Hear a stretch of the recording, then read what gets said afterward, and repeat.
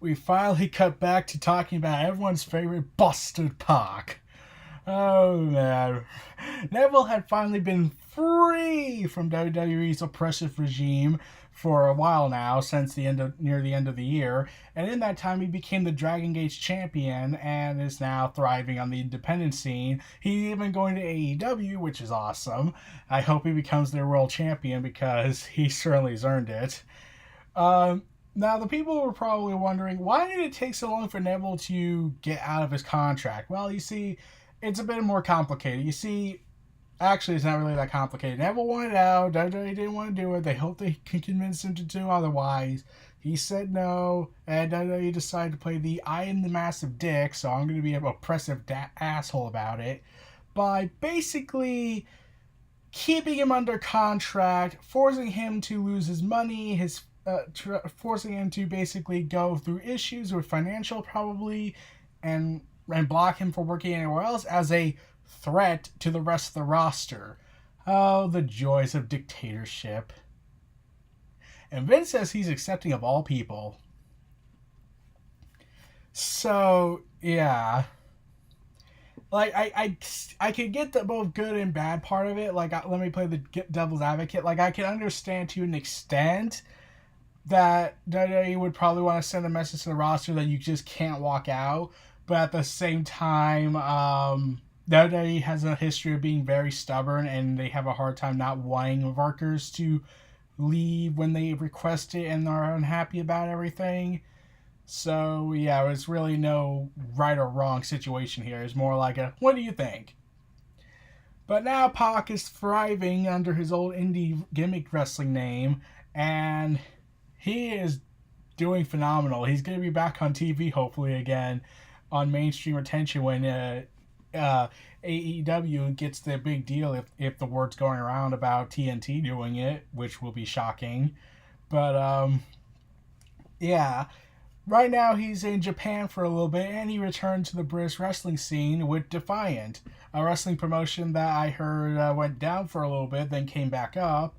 And I think it was said that Bray Wyatt Barrett runs the general manager role, but I don't know. I don't watch Defiant. This was my first time experiencing it because I heard PAC was going to be on it, so I was like, I'm going to watch PAC's match after, and it's on YouTube, so it's free.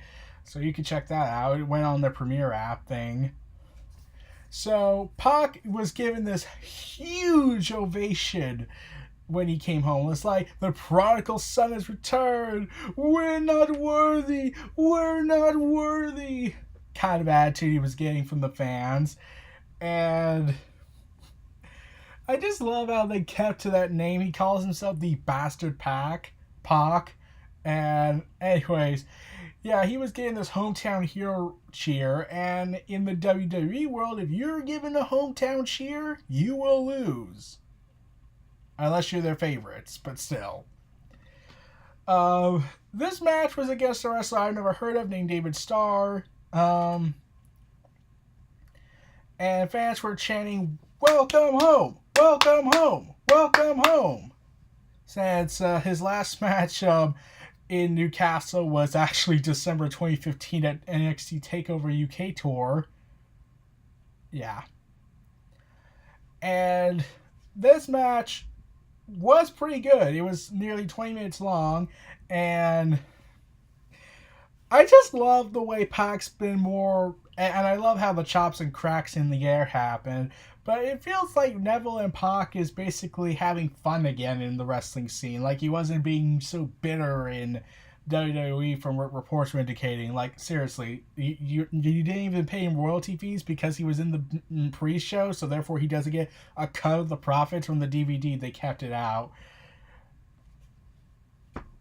That really had to eat at him a little bit.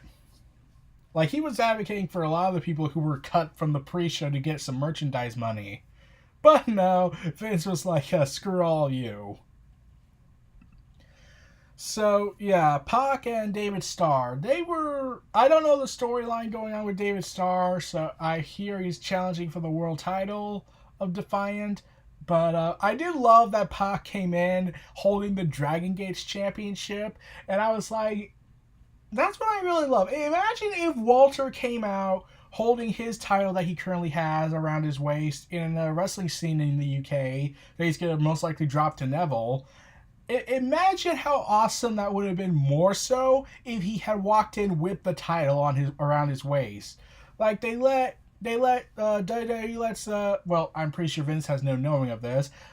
He lets they let Pete Dunne walk around the other independent companies that have some ties with WWE to use the UK title as a defense title, and yeah, why don't they do the same thing for? I'm pretty sure unless the company that has Walter for that title didn't want to do it, but it would have actually been pretty good and really good exposure for that company. So we'll never probably know that, but that's a what if scenario I would have loved to see. But yeah, imagine if Walter came out, he goes ahead after kicking the Iron King, and raises his title in the air, and then Pete Dunne challenges saying my title is superior and whatnot, and boom, that would probably drive people into think, wait, are they actually crossing over title brands? That, like, granted, it's never gonna happen, but it would have been exciting if they really went there. But they didn't want to do that because that would have been way too interesting. But anyways, David Starr and PAC, yeah, this was a pretty good match. I really am more excited for Will Ospreay and PAC when that happens, because that is going to be golden. You got the aerial assassin versus everyone's lovable bastard going at it, so that's going to be something. Also, for some reason, the commentary, one of the guys on commentary from this match, I don't know why, but why did indeed sound like PAC? It sounded a little bit like PAC, but except with a thicker voice. It just sounded like it was another PAC talking, which kind of sounds weird, but still. But PAC ultimately delivers the "I'm everyone's lovable bastard" by low blowing David Starr after he knocks the referee down, and performs his new signature maneuver, the Black Arrow.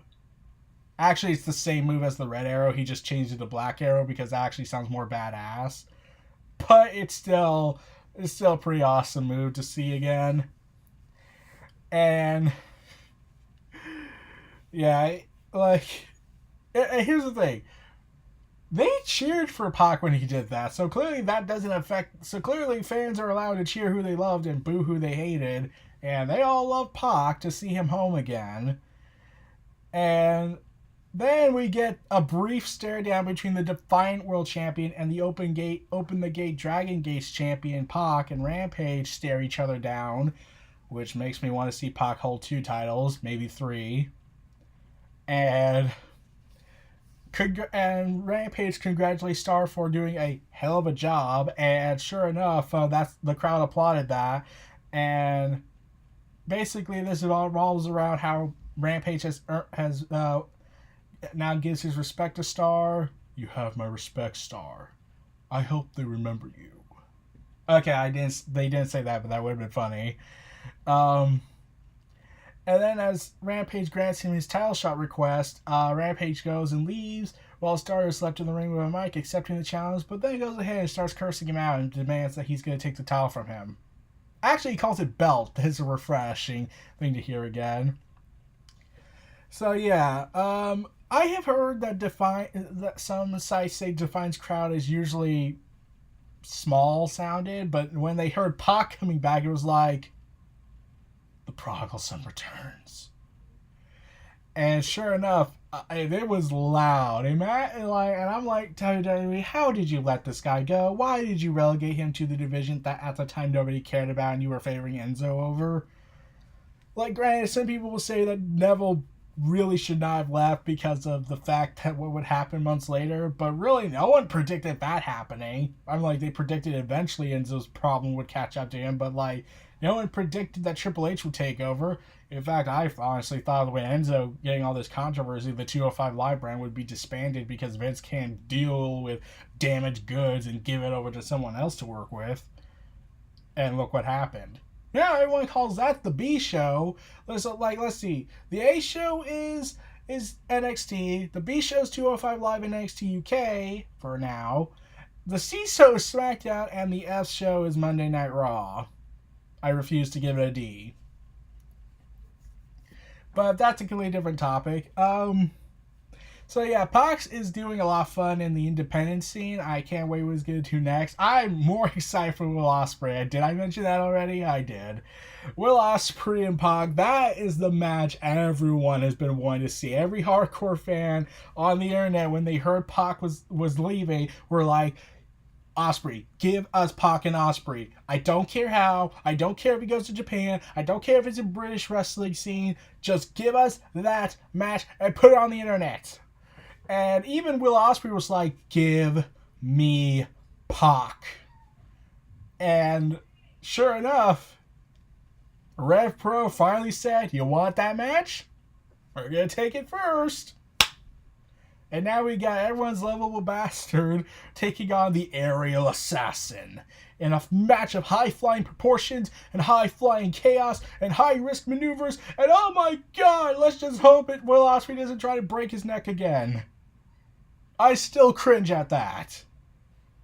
So, yeah, PAC and David Starr, it was a good match. I really enjoyed seeing PAC in the ring again.